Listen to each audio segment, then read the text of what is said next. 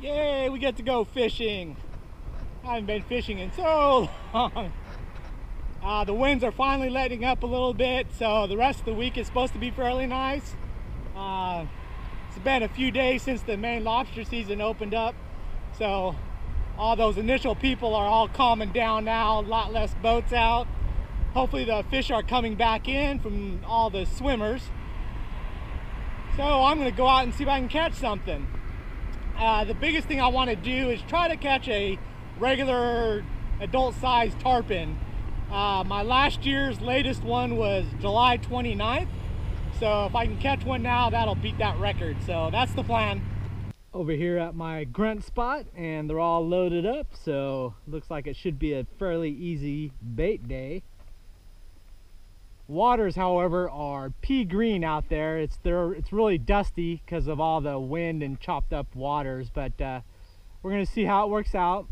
I've got a couple more hours before the current slows down a bit, and that's kind of what I'm targeting. So right at sundown, hopefully I'll be able to get on something. Well, bait catching was a success. Got our load, I think 7 grunt, and the boats have all left, all the lobster guys, so things should hopefully calm down now and put the fish at ease and maybe get them feeding, so we'll see. All right, we've got the water wool set up under a bobber, leftover piece of balloon. Gonna run the circle hook to the grunt.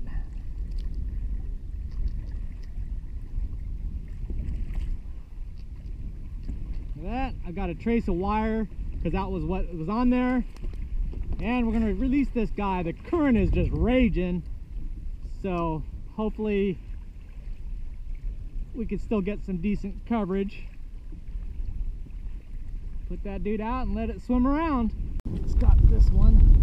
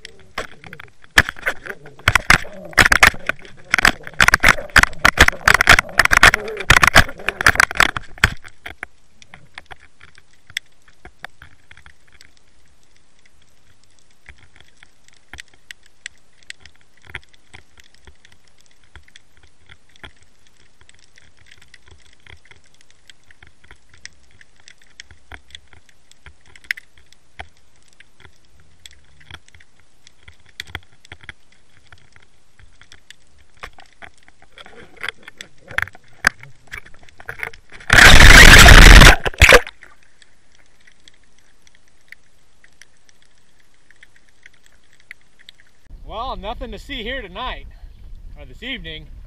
Ooh, pretty quiet, not even a shark. I did get that one barracuda, and it did hit the line with the water wolf, so hopefully I'll have that as a underwater video part. It had it for a little while. I'm going to hang out until it gets fairly dark, and then move in towards the launch and hang around there for a little bit, since I haven't done that in a while, and see if maybe some of those juvenile tarpon are going to cooperate or not. But otherwise, this is the last time you'll see me unless I catch something, and I'll use my light because I remember to bring it. So it ended up being a pretty quiet evening. I did get that one cuda bite, and luckily it was on the one with the water wolf. I had that bait soaking under that camera for the 3 hours in that evening, and that was the only thing that came by. So pretty quiet out there, so not sure what's going on. A lot of different factors I know made things a little bit on the bad side. But anyways, I headed back to the dock, and I was going to do some fishing there. But there were some people fishing on the seawall, so I said, oh, forget it. However, when I was loading up the kayak, I noticed on the corner of my eye, because it was dark, I saw a little bobber floating right there. So I was like, oh, cool. I mean, a bonus. At least I got something out of the evening. Free bobber. Then I picked it up, and I was like, hey, something looks familiar about this. So let me show you.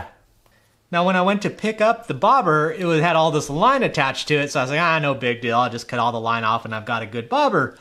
But then when I turned my headlamp and started looking at it, I noticed that the line was pink. And that's like pink Andes. And it's a heavy duty line. I'm like, hey, that's the kind of stuff that I use. So, but then once I started taking a look, especially I looked at the hook. It's a basic 7/0 inline circle hook. That's my style. Definitely once I hit the point where the knots, it was a basic loop knot with a long tag end, because I like the long tag end so I can tuck it inside the knot, and then it makes it basically weedless. And then of course, as soon as I got to the other end, broken end, I realized that it was braided line to a mono, the Andes mono, and of course the connection was an FG knot. So I knew there were just way too many variables that were spot on, that I knew that this was actually one of my setups. And I actually knew which fish I specifically lost this rig. So when I came home, took a look on the videos, and it's a video I posted on July 5th of this year, 5 weeks ago basically. And it's called I Am an Idiot. And basically what had happened is the prior day I had gone out offshore and I think did vertical jigging. And because I'm doing amberjacks, I had the drag locked all the way down to just nothing, no drag at all. So when I went to tarpon fishing, I didn't check it, got that bite, it took off with the bait, got the hit, and then it ended up turning around and running the opposite direction and getting to the end of the line. No flex left in the rod, no drag open, and it ended up just popping the line, and it actually did bust the braid on that instance there. So I was like, I know exactly, and I even got the video to show which one it was, but just found that was kind of interesting there. So anyways, that was my day. Thanks for watching, and I'll actually put a clip from that video of where I lost this thing. But anyways, thanks for watching, and I will see you next video. Bye. Oh! I had the drag set on freaking lockdown. Son of a bitch.